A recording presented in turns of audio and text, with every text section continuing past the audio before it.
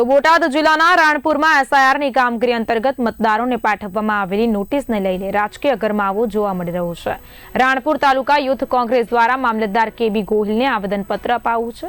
રાણપુરમાં 400 કરતા વધુ મતદારોને નોટિસ પાઠવવામાં આવી છે। નવા વિભાગોનું ગઠન કરવામાં આવતા તેમાં સમાવિષ્ટ કેટલાક અનમેપિંગ મતદારોને પણ નોટિસ મોકલવામાં આવી છે। આ બાબતે યુથ કોંગ્રેસે મામલતદારને યોગ્ય કાર્યવાહી કરવા વિનંતી કરી છે। આવેદનપત્ર આપતી વખતે યુથ કોંગ્રેસના આગેવાનો તેમજ કોંગ્રેસના કાર્યકરો મોટી સંખ્યામાં હાજર રહ્યા હતા।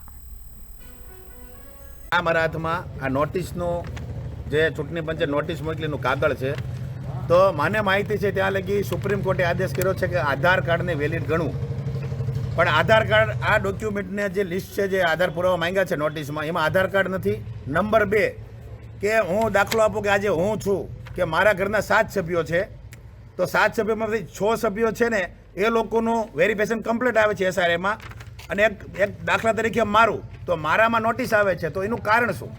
7 સભ્યોમાંથી 6નું કમ્પ્લીટ થાય છે, બધાના ડોક્યુમેન્ટ સેમ જ છે, મારા પિતાના અને મારા ભાઈઓના એમના પિતા બંનેના પિતા સરખા જ છે, છતાં 6ના ઓકે આવે છે અને 1નું અનવેલિડ આવે છે। એનું કારણ પણ જાણવા શહેરની કામગીરી શરૂ છે, તેમાં રાણપુર શહેરમાં ટોટલ 15 બૂથ આવેલા છે। 15 બૂથમાં 4 બૂથ એવા છે 173, 74, 176 અને અન્ય 1 બૂથ, તેમાં અલગ અલગ લોકોને નોટિસ પાઠવવામાં આવી છે। એ નોટિસ લગભગ 600 થી 1000 લોકોને નોટિસ પાઠવવામાં આવી છે કે જે અનમેપિંગ હોય કે જેમાં 2002માં મતદાર યાદીમાં એમના ઘરનાનું કોઈનું નામ ના મળતું હોય, એવા લોકોને નોટિસ આપવામાં આવી છે। અને એ નોટિસ ધંધુકા મામલતદારની નોટિસ આપવામાં આવી છે કે તેમને સુનાવણી દરમિયાન ધંધુકા મામલતદારમાં હાજર રહેવું પડે।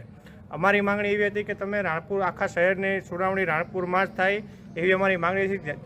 આજે નોટિસ આપવામાં આવી છે, તેમાં નાના માણસો છે, ગરીબ માણસો તેમને ધંધુકા સુધી લાંબુ ન થવું પડે, તો અમારી માંગણી એવી હતી કે આની સુનાવણી જે 4 બૂથ છે એની સુનાવણી રાણપુર મામલતદારમાં જ થાય ને મામલતદાર સાહેબ દ્વારા